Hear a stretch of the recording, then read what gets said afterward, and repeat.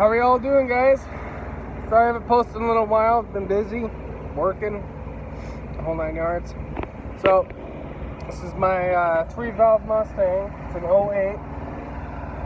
Had 34,000 miles on it when I bought it. Bought it from a Kia dealership, believe it or not.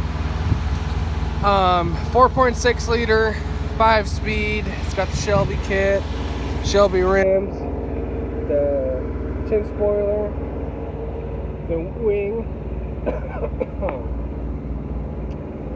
tinted windows, lights, whole 9 yards. So I just straight piped this car.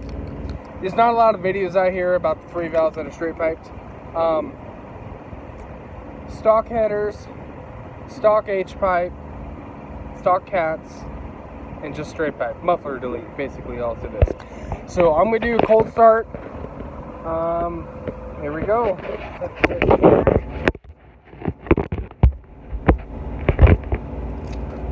Hope you enjoy.